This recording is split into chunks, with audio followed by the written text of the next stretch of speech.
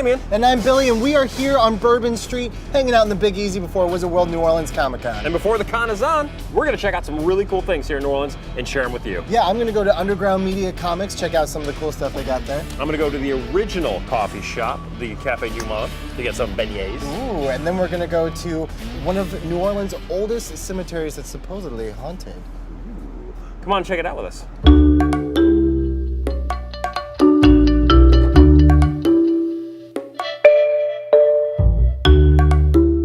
So my first stop definitely had to be here at Media Underground because they have the coolest toys, comics, posters, everything that you can think of. So I'm gonna go take a look around at what I'm gonna blow all my money on.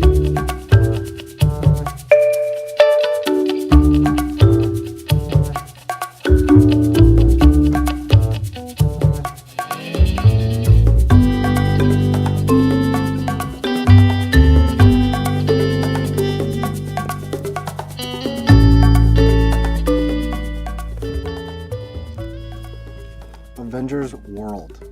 It's not enough to just have Avengers, now we have a whole world of them. It's just an Avengers World.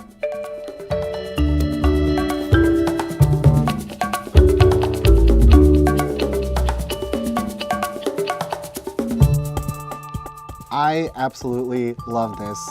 These variants are so awesome. This is how Superman actually breaks chains. It's just Flash going in. He doesn't even know any better.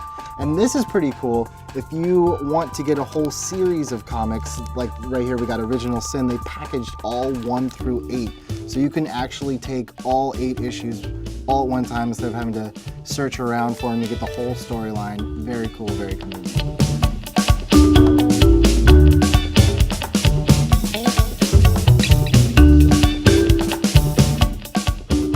So I'm hanging out here at Media Underground Comics with owner Ronnie. This is an awesome store. Oh, thank you. Thank you very much. So we're here for New Orleans Comic Con. You actually have some ties to New Orleans Comic Con. Yes, I actually started NOLA Comic Con as a small convention when I opened this store back around 2007, and trying to generate interest. And the staff at Wizard contacted me about helping me along and acquiring it and building it into something bigger and better. So it's been pretty cool. Now, around 2007, this is still kind of a post-Katrina kind of time. Was it kind of, you know, what was the response from the community at that point as far as a Comic-Con here in New Orleans? Well, it was a little crazy. 2006 was horrible with Katrina. I mean, I'm sorry, when we opened in 2006, we noticed the collector community was a little down, I guess. You know, a lot of people lost their collections. And there's a little fatigue, it seemed. So, like, you know, we wanted to generate a little interest and a little excitement. So that's why in 2007 I did the convention.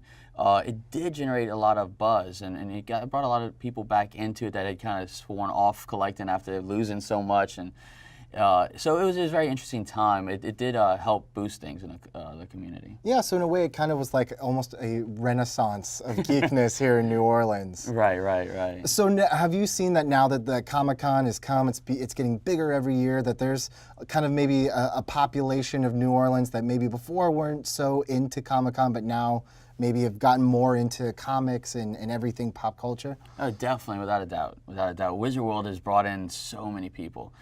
We've seen people from all walks lately coming in that have gone to see different actors or celebrities, and it's bringing people that I didn't know had any interest in, you know, the comics or the science fiction stuff.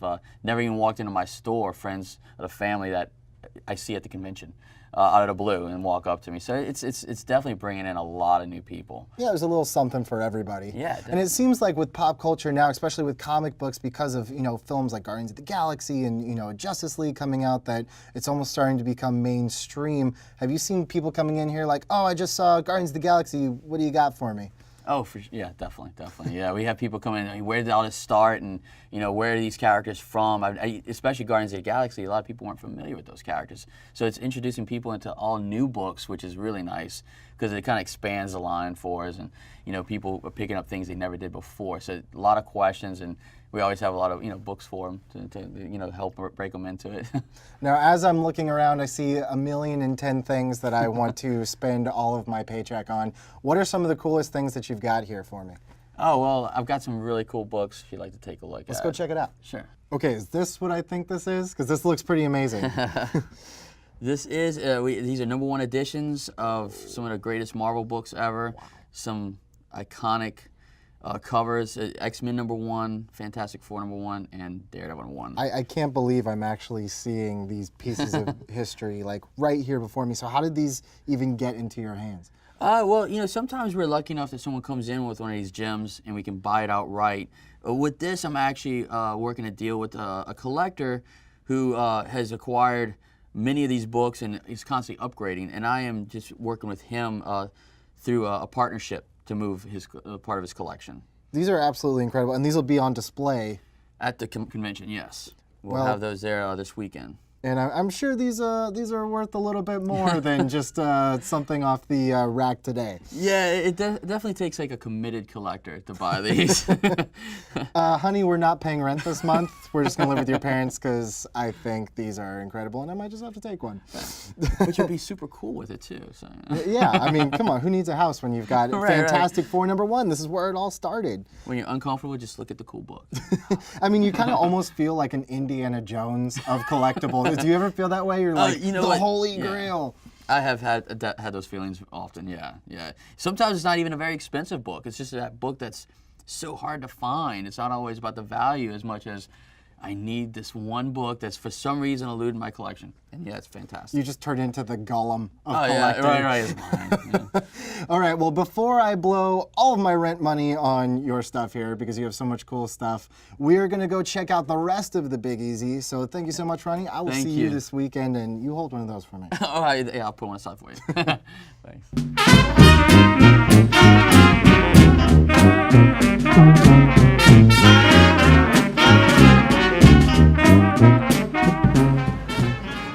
We are at Cafe Du Monde, the original coffee stand here in New Orleans on Decatur Street. I'm gonna go get myself some beignets. You guys have to come down here if you're in New Orleans. Trust me, it's amazing. Cafe Du Monde, the original French market coffee stand, serving cafe au lait and hot beignets, which are French donuts, 24 hours a day, 365 days a year. This familiar New Orleans landmark has been located in the French market since the early 1860s. What do you got there? I got some beignets. These are French donuts, and they're awesome. Dude, you want one? You know you do. Yeah, of course I do. What are you, new here? Yeah. Oh. They're so good. Oh, I feel like Scarface right now. Oh. So good. And that's how you eat a beignet. That's how you do it in NOLA. Big Easy.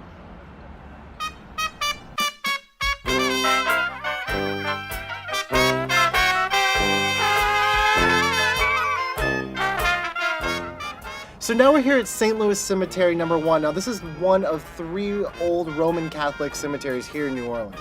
This place is pretty amazing. We're gonna walk around and show it to you, but I have something that's gonna blow your mind. I cannot wait. Blow your mind. Blown.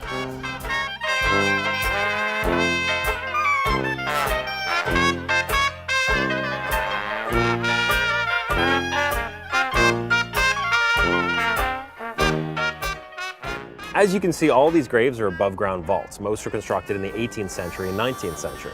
The vaults are in fact more due to French and Spanish tradition than they are to any water table issues. So it's really a mixture of folklore and fact as to why the gravesite is how it is. The popular legend is that it is Marie Laveau's oldest daughter. So there's part of her legend is that she had a double, because a lot of our sources for her stories were from the 1870s, which was after she had retired. People were still telling stories about her being out doing ceremonies, or the 1880s after she died. So all kinds of stories surface around that, but the most common one was that she had a double of some kind, someone who looked a lot like her, and the typical speculation is it's her oldest daughter. The strongest research gives us no reason to believe that that was actually true, but in popular tradition, with no evidence whatsoever, this is said to be where her daughter is. The reason why that's important is because you can see it affects tons of people to come over here and do that semi-traditional tomb vandalism, which technically, by the way, because it is vandalism of a historic national monument, is extremely illegal. So that's usually how we discourage people from doing it. Now, this is interesting because the offerings they've left here, I don't know if you can even tell at this point what they are. This is a huge pile of red beans that someone left here, and they've been sitting out long enough that they've all sprouted. So there's like this little living garden. It's like resurrection that's happened in front of this tomb. So they're paying respects to somebody they don't even know who it is. Really. They think they know who it is, and that's the thing, is generally people who visit this and do this, their source of suggestions, like if they asked a historian, none of us would tell them, yeah, go out and draw on someone's tomb. It's not even rational in terms of asking for a favor, because you're vandalizing someone's house before you ask them for something. But they are instead going to like an occult store, and they're hearing a popular way of doing this, or more likely they're just visiting a website, and they're seeing something that's just been done before. Because of her being a hairdresser, people leave implements of the trade over here because that's such a common part of the legend. So you will see like brushes, makeup, things like that sometimes. And then sometimes the idea is you leave something that's of personal value, because that's fair trade for whatever favor that you're getting at this point. She wouldn't have accepted like something that belonged to you at that point, but now that she doesn't have physical needs anymore, that's the idea. So once in a while, among the less creative things, I'll see like someone leaves a Zulu coconut, like one of the painted coconuts from the Zulu parade, which is a super coveted prize for New Orleanians. And then my favorite thing I've ever seen here was somebody left a drumstick, like a musician's drumstick, that was propped up right here, and it was chipped to nothing. Clearly totally valueless, but this thing had probably been on tour for someone, it had a name probably, and it felt like an extension of their soul, and leaving it behind would have been painful. So that's the idea, because there would have been a time when people would have bled in front of these tombs as a means of paying respect and making sacrifice. And you don't want to do that now, that's also illegal these days, but it should feel sort of like that, whatever you decide to do, if you want to pay respects at some point. I wouldn't do it here, I'd do it at the other one. All right, man, I promise you something that's gonna blow your mind, and All this right. is it. Wow. Omnia ab uno. This is the tomb of Nicolas Cage. Wait, actor Nicolas Cage? Actor Nicolas Cage. So he bought a plot here. He bought a plot. He had the entire floor of the area set up with a drainage system to prevent any flooding, and this is where he and his immediate family will be buried. Oh, that is really creepy. Yeah, can I tell you something creepier? Huh. Are the people who come and kiss his stone, and he's not even here yet. He's not even dead yet. But I kind of see the national treasure-ness of it all, which is kind of cool. Yeah, that's the most ridiculous thing. So yeah, this is where we're gonna leave the tour at Nicolas Cage. So I think it's time to go back to the convention center and resume the living. Well, now I know I definitely want to be cremated, or I could just shack up with the Cage family. Yeah. So we've had some good food, and we saw some cool comic books and posters and statues, and now we've seen where Nicolas Cage is going to be buried someday. What more could you ask for?